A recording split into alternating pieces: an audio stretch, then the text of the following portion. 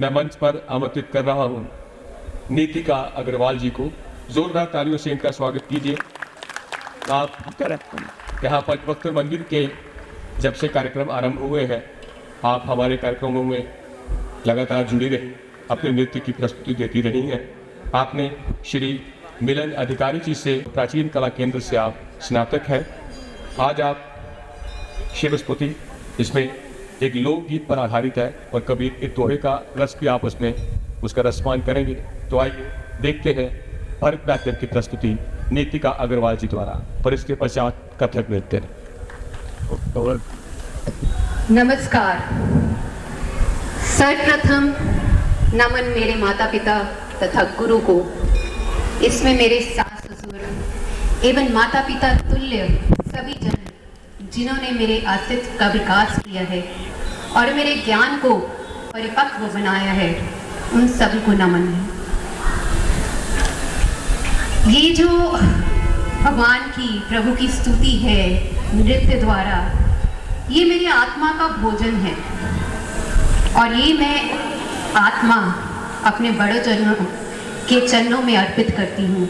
अपना अहम उनके चरणों में अर्पित करके उनसे आग्रह करती हूँ कि यदि मुझसे कोई त्रुटि हो गई हो, भूल चूक हो गई हो, उसके लिए क्षमा कीजिए तथा अपने आशीर्वाद से सदैव मुझे अनुग्रहित करते रहिए।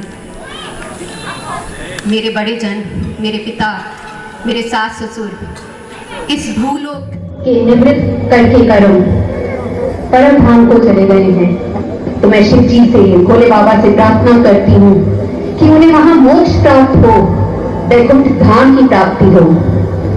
आज बड़े जनों के लिए, पूर्वजों के लिए, मेरी वंशावली के लिए, मेरे पितरों के लिए ये मेरी प्रस्तुति उनके निमित्त है। आज की प्रस्तुति 2 भाग में सम्मिलित है।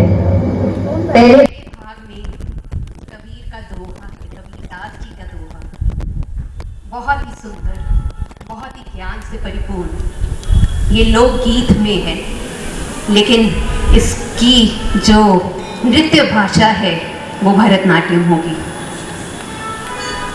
संसार की उत्पत्ति कामनाओं से हुई है, अभिलाषाओं से हुई है।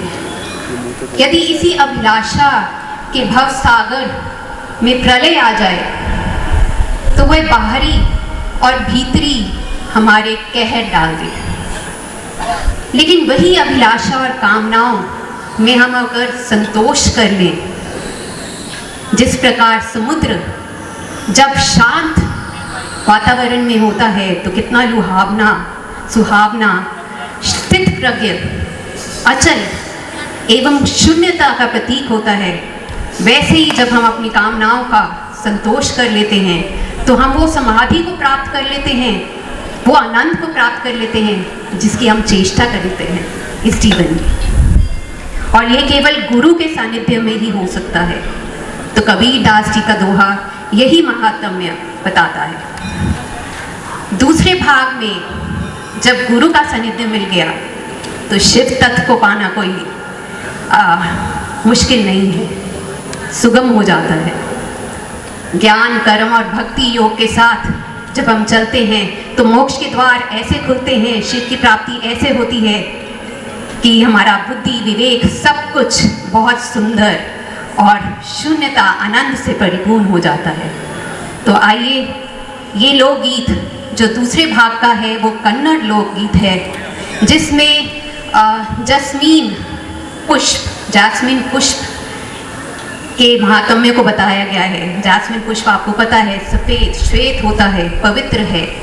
तो उसी प्रकार मैं भोले बाबा से मांगती हूँ कि आप मेरे मन को, तन को, आत्मा को पवित्र कीजिए, श्वेत कीजिए, श्रद्धावान कीजिए, ताकि मैं आप में ही सम्मिलित हो सकूं।